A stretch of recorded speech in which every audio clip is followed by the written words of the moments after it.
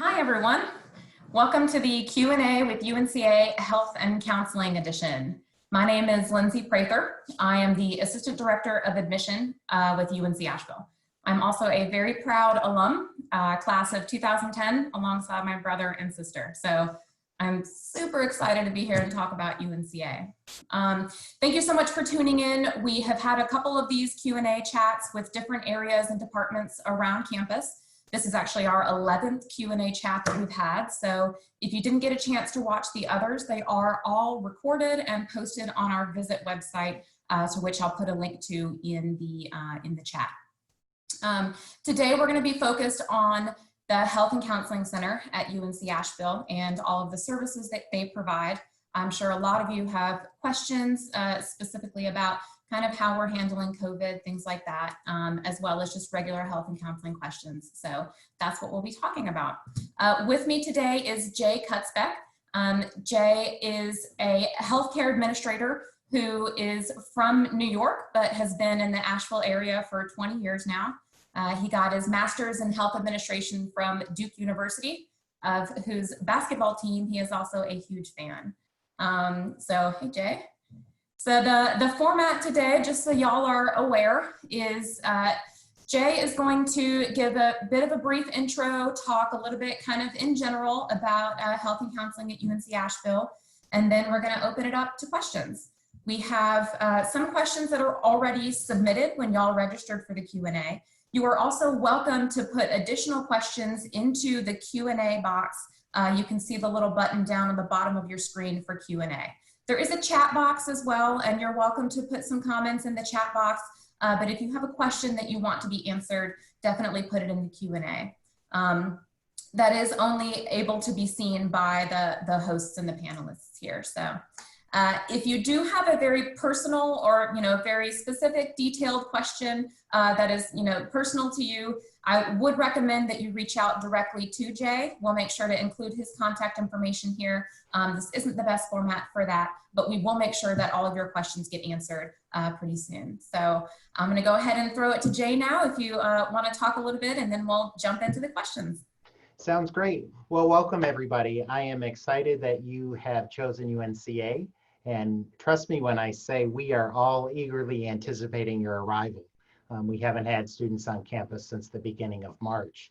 And so those of us that really like to work with students, we want you to get here, and we're doing everything we can over the course of the last month as well as the next couple months to make sure you come safely and that you have the best time possible. But I am responsible for the Health and Counseling Center. And as registered students, you are welcome to use our services, which are mostly free. You actually pay a health fee that allows you to have those services. And I want you to think of us as your physician's office. So many of you probably still go to your pediatrician or have a family doctor, and we do many of the same things that you would go for at home. So that would include sick visits, that would include physicals, that might include vaccines, that might include if you need some antibiotics. So we do, and we're like a normal doctor's office essentially. And so we have visits that every day, obviously we're open. We do have what we call same day appointments. So if you're sick, you give us a call and generally we have you come down and you'll be seen. With COVID, there'll probably be a little bit different procedure, but it will generally work the same. So most of your healthcare needs can be met with our providers. We have a physician assistant, as well as nurse practitioners and registered nurses that are here to help you out. In addition to that, we do have a pharmacy, and the pharmacy consists of mostly things that you would need if you were sick, like antibiotics, anti-nausea medicine, maybe topicals if you had a rash. Generally, we don't have things that you would take every day. For example, we don't have Adderall. The only daily medications that we really carry are birth control. And so we have a variety of birth controls that are available to you. So we do have a pharmacy that's available, but it is fairly limited in terms of what is in there. Fortunately, we have CVS, which is really within walking distance of the campus. We also have a shuttle bus that will take you there. So if we don't have the medication here, we will write the prescription or send the prescription to the CVS or the pharmacy of your choice. So that those are your medical issues that can be addressed. The other thing we offer are laboratory tests. Some lab tests we can do on site, like mono, strep throat, urine test, pregnancy tests. Those we have the ability to do right on the spot, run the tests, and give you the results. For all other lab tests, what we do is we take the specimen and then send it to Quest. And depending on what it is, sometimes we get it the next day, sometimes 2 days. It really depends how long they have to work with the specimen. So that's kind of the health side of things. The other part of our services are our counseling services. And we have 5 counselors, and they all kind of have different specialties. And so what we do ask students to do is, if they want to initiate counseling, to do an initial, what we call a needs assessment. And what that means is you would come and speak with the counselor for maybe 20 or 30 minutes, and they would talk a little bit about what you're thinking and what kind of counseling you want and some of the underlying reasons for that. And then they will actually match you with the counselor that they think would best fit those needs. So it's not sort of a random draw which counselor you're going to get. We kind of, we want to make sure that you get your needs met. And so we're pretty good about matching students to, with their counselor.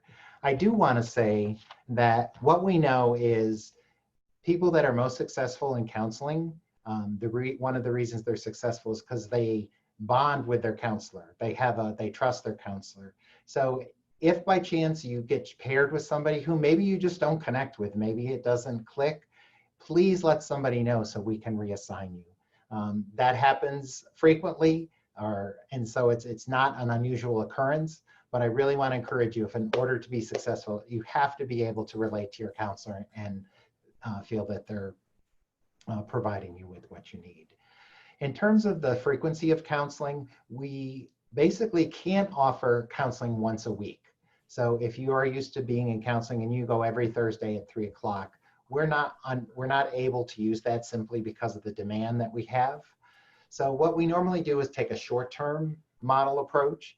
And so on average, our students come 5 or 6 visits. So let's just say you broke up with your partner and you were feeling very anxious about that. You would come, you would meet with a counselor. You might meet twice, 3 times, 4 times, 5 times. It just kind of depends on the progress.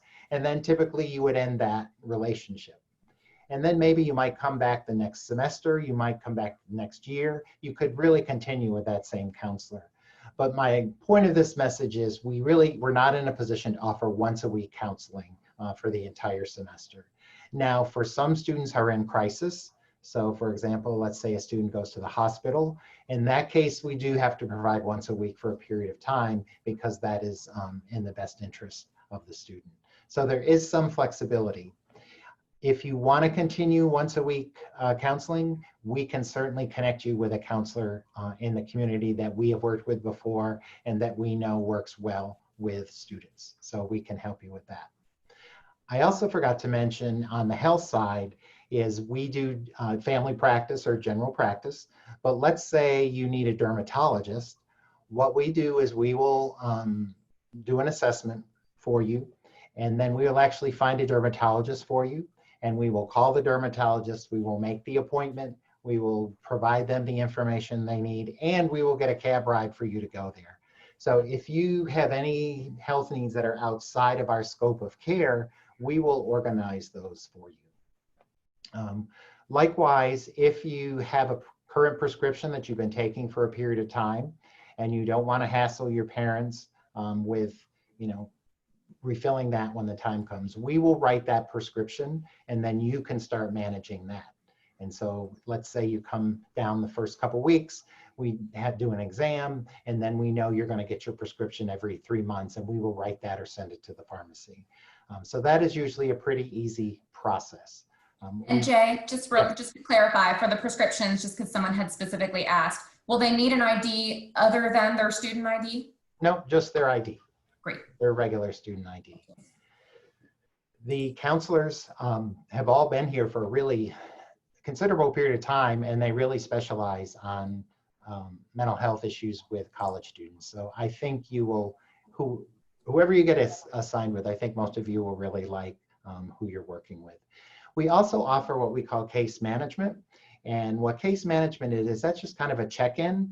And I really like this particularly for newer students, freshmen. And that's really just a 30-minute visit where we sit down and say, how are classes going? Are you finding your professors are helpful to you? Did you fill out your financial aid forms? And you tell us no, and then we help you sort of navigate the university. So it's not really counseling per se, but it is someone for you to touch base with to help you navigate the mental health system, okay? And then the final thing I want to talk about is a psychiatrist. We have one psychiatrist and one psychiatric nurse practitioner, and they do assessments for mental health conditions. Again, that service is free to you, and you're welcome to use that. The final thing I just kind of want to mention is, particularly if you're using counseling or you want to use psychiatry, those services get filled up very quickly. The demand for them is high.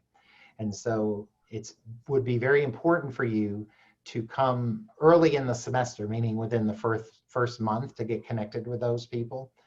Because if you wait until fall break or during that time, or you wait till near the end of the semester when you're stressed out with school, it's really hard to get in because they're so busy at what they do.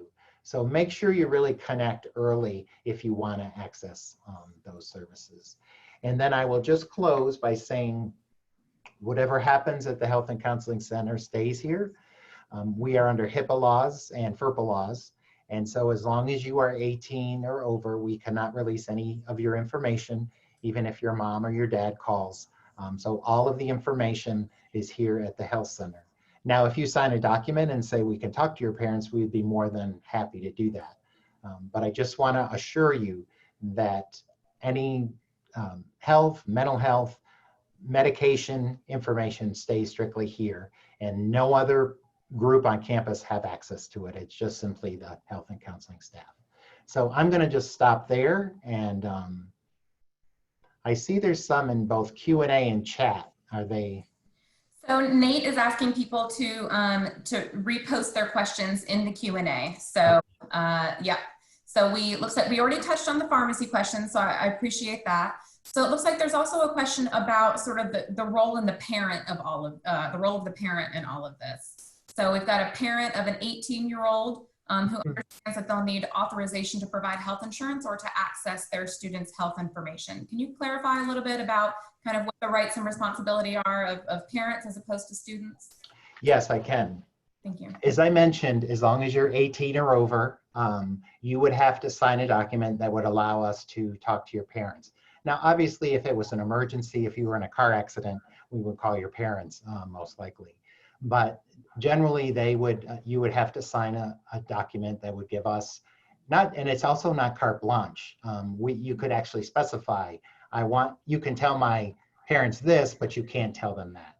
So that's one aspect of it. I think the other aspect of the question, though, is about the insurance. We don't actually bill insurance. All of your stuff is basically free here. So it's not going to be like we're going to file an insurance claim and then your parents are going to see the claim on their online, okay? So you don't have to worry about the insurance portion. The only part that comes into play is you do need to do an insurance waiver, which is actually independent of the Health and Counseling Center. And that's where you just put your insurance information online and we verify it, and then you don't have to purchase the school insurance. One very important point, coming to the Health and Counseling Center and getting those free services has nothing to do with the health insurance you have. Those are two very separate things. Thank you. I think that distinction is very important. Since we're talking about health insurance, can you talk a little bit about the UNCA insurance that people can get through the school? Sure. The insurance we have is called Student Blue. It's Blue Cross of North Carolina. And about, I would say maybe 15% of our students have that insurance. And the cost actually went down for the first time in probably 8 or 9 years, but the cost per semester is $1,308. And that you pay that each semester. The first semester goes from August 1st through December 31st. So you pay $1,308 for that. Then the second semester, you pay $1,308 from January 1 all the way through the summer to July 31st. So why that's important is so you are essentially covered for 12 months as long as you're a registered student at UNCA. And I know that 1308 might sound like a lot of money for a health insurance, but if you look at how much health insurance costs out in the market, it's really a good deal. I wish I could buy the policy. I would buy it in a minute. Mhm. The other thing is there's only a $500 deductible, which is almost unheard of actually when you're purchasing insurance. So it is a really good insurance policy. Now, most of you will have it through your parents, so you can go on and do the waiver with their insurance. Thank you so much. So there was another question in the Q&A about, because you had specifically mentioned that there is such a high demand for mental health services, Yes. even a higher demand this coming semester, just with everything going on. How early can somebody make an appointment with y'all? What I would do is about a week before you come to campus, just call our Health and Counseling Center, let them know you're a new student and you would like to schedule a needs assessment. But about a week before, that's plenty of time. Awesome, thank you. Where it gets really crunch time is, students get here and then they worry about their books and their classes. So it's about a week in, and then about the second or third week is when we start getting really hit with student wanting appointments. So as long as you do it before you arrive, you should be in good shape. Thank you. We had a few questions. I know they've kind of been coming in over the last few weeks with some concern about students that might be in that sort of high risk category, considering everything else that's going on right now. Mm-hmm. That our campus is doing to work with students who might have asthma or lower immune systems, or for whatever reason be in that what's considered a high risk category right now. Okay. So most of us this summer are working on that project, and it's, as you can imagine, it's pretty huge. We are doing a variety of things across campus, from the residence halls to the classrooms itself, to the dining hall, to looking at what kind of activities we're going to have. So it's probably a 15 to 20 page plan. But to be a little more specific, if you have a particular condition that makes you concerned, the first thing you need to do is obviously call your physician and talk to your physician and ask them what their thoughts are about coming to a college setting, because it is communal living, and so there's a little more risk associated with that. So first thing I would recommend is call your physician. The second thing is we do have some spaces that are designated for these students, and these spaces are singles, and they also share a bathroom with less people than the average room that we have. And I think it's 3 people. So let's say you have asthma, your doctor says you can go up to school, but just be very cautious. Then you might qualify to be in one of these single rooms where not only you share a bathroom with 3 people, but you'll be with 3 other people who might be a little more aware of the safety issues and might be a little more health conscious. Yeah, awesome. Thank you very much. So the appointments, you said around 5 to 6 probably. So is typically how many appointments a student might have with y'all. At what point would you maybe recommend that somebody reach out beyond just the counseling on campus? I think our counselors, if they felt like there was counseling that needed more on a longer term basis. So for example, let's say the average number of visits is 6. Well, if the counselor thought 2 more visits would cover it, we'd let them finish with that, right? But if we thought the counseling would need to be gone over 10 or 12 weeks, that's when we might refer them out. The other thing, there are specific conditions that we might refer out, for example, eating disorders. While we certainly can help those students, we probably don't have necessarily the expertise with some of that, and so therefore we would refer that student out to a specialist in eating disorders. That's the one that comes to mind. Thank you. I know, so I'm just kind of thinking about back when I was a student at UNCA, and I did access health and counseling services quite a few times for various reasons. Felt very comfortable, always felt very supported there. I will say the building that y'all are in is much nicer now than Yes. it was as a student. I know you've been there for a while too. So that's even nicer. And you were talking a little bit about how, you know, the privacy of it. And I really think that where the building is situated now, just a little bit separate from campus, I think it's even more comfortable because, you know, everybody isn't going to see you walking in. Right. So I do appreciate that aspect. Can you talk a little bit about what's the availability in terms of hours and days of the week? I know if we've got students that are in classes most of the day, when are you all available? Okay. We are open Monday through Friday, 8 to 5 o'clock. So those are normal business hours.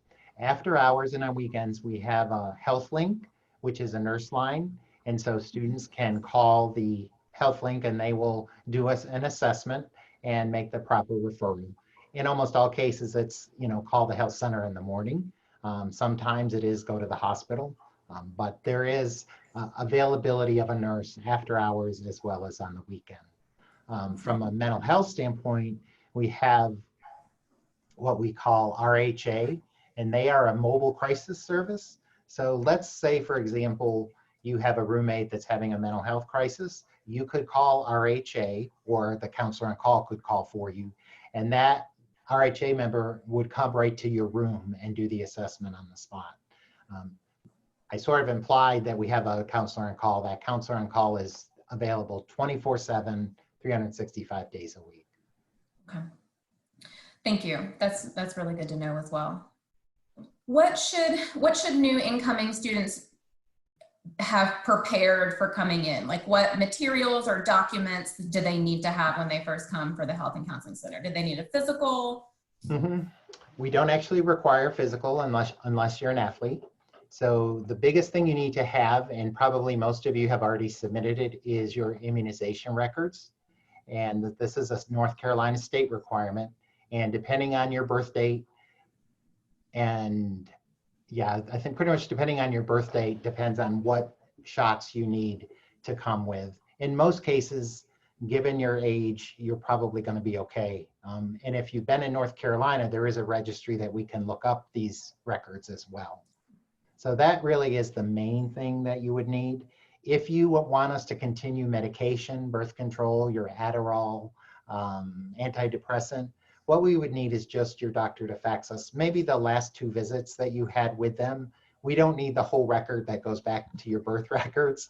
We just need to see who the provider was that you've been attending, you know, that you've been seeing the provider, and then we can write the prescription from there. Awesome, thank you. Well, we are getting sort of low on the number of questions that we have left. So I just like to remind people that there is a Q&A button at the bottom of your screen. If you have any questions that you would feel comfortable asking for this chat, you're welcome to type those into the Q&A box. And we will be the only ones that see those. Again, if you have more specific or personal questions, it's best that you go ahead and email Jay separately. I did put his email address at the top of the chat box, and I can put it again there at the end. So if we can go back real quick. So if somebody feels like there's an emergency going on campus with you mentioned the RHA person. So when might it be appropriate to call RHA as opposed to like calling campus police or calling 911? That's an interesting question. I mean, to a certain extent, I'm sure it's a case-by-case basis. Yeah. I don't mean to put you on the spot. I think it really depends on the extent of the emergency and what level of safety that a student either feels for themselves or that person. Obviously, if it feels very unsafe, 911. I think RHA is more designed for not an imminent emergency, but someone who maybe you've seen decline over a period of time and maybe they've revealed some suicidal thoughts, that kind of thing. So RHA really isn't necessarily for a typical emergency as you would think like 911. And there's also layers. You could call your RA. There's also community directors in each of those buildings. So if you did want to go to the higher level community resources, there are local folks or there are people on campus that you could reach out to. Thank you. So there's multiple options. Yes. We did have a question about a week ago from a student that was just curious about how do y'all communicate with students? Is there an email that they should receive as an incoming student, reminding them about immunization records and health insurance? Is that something, do y'all send out communication to students? We do, particularly with, with new freshmen coming in. I can see that question pop up. Yes, we will be part of orientation. So I'll kind of do a very similar talk with you all there. But generally, email or calling us directly is how we communicate. With the email, however, it's usually to the person. So it would be the counselor or the provider. We don't have a general sort of health services email. Okay, thank you very much. Yeah, so for the orientation question, I'll go ahead and type back a link to that, but there are 2 orientations that you do want to make sure your student is signed up for, either the transfer orientation or the first year orientation. The transfer orientation takes place on June 12th, and that will be online. And the first year orientation, there will be 4 different options, 4 different dates for that, and that will be online as well. So I can, I'll reply with the link to the information about that. And I would just say also, if you have complex medical needs or complex mental health needs, you are more than welcome to come up anytime between now and the first day of class and meet with me, meet with our doctor, meet with a counselor. If that will make you feel more comfortable to sort of see our offices and see where you come and meet the people that are going to be interacting with you, we would really encourage you to do that. We would enjoy that. So if that's something you would like to do, please make sure and do that. Do y'all ever set up at like the student work fairs, or do you have tables set out, or do students need to come to you? It depending on what the event is. Okay. If it's an event that looks at our services across campus, we would be there. We're not really considered a student org, so we would not be there. But it gives me an opportunity. We do have a group, and they're called PEPA, and don't quote me, it's Peers Advocating, Peers Advancing Health or something like that. And what the purpose of that group is that we will provide training to students and teach them how to talk to other students about healthy behaviors. And usually it's probably 10 or 12 students. Unfortunately, it's almost always female. We just have very few males in that group. But it's a way that we provide outreach services on campus. So as a peer educator, PEPA, you would maybe talk to students about responsible drinking. You might talk to them about safe sex. You might talk to them about sleep, effective sleep habits. So we do provide you that training, and it's a really good way to kind of get introduction to health education, or really any healthcare field, right? And so if that's something you're interested in, that would be something you'd see at the student org fair. Thank you so much. I didn't even know that. That sounds awesome. Well, it looks like we're coming near the end. So just one more reminder, if you have any questions, to type them in the Q&A, any last minute questions. In the meantime, I'll just let you know that we do have 2 more of these Q&A with UNCA chats that are coming up. Next Tuesday is going to be the chat with our Information Technology Services, ITS. I know a lot of students and families have questions about what kind of computer should I buy, or how is printing going to work on campus, or maybe even questions about what some of the hybrid courses might look like. So that would be a great opportunity to learn some more about technology opportunities on campus. And then on Thursday, June 11th, next week, we have a Q&A with academic accessibility. So that's our office on campus that works with students with disabilities that need accommodations in classes, things like that. And I know that sometimes they work closely with health and counseling as well. So our past Q&A, like I said, are all on the website. I can put a link to those in the chat box. We've done sessions on financial aid and housing, dining, pretty much everything that you can think of. So definitely take a look at those videos. And again, if you have additional questions or more personal questions that you weren't comfortable asking here, please feel free to reach out to Jay. His email is in the chat. You can also find his information on the Health and Counseling website, which is just healthandcounseling.unca.edu. So unless there's any other further questions, Jay, anything else you want to add? No, just we're ready for you to come, and make sure you have a safe summer, and we'll see you in a couple months. Awesome. Thank you so much. I really appreciate you taking the time to come out and and talk with us about this. And thank you all for watching. This video will be recorded and put up on the website if you want to share it with anybody that missed. Oops, looks like we might have, oh, just to thank you very much. You're very welcome. Y'all take care. Have a good one. Thank you, Jay. Bye-bye.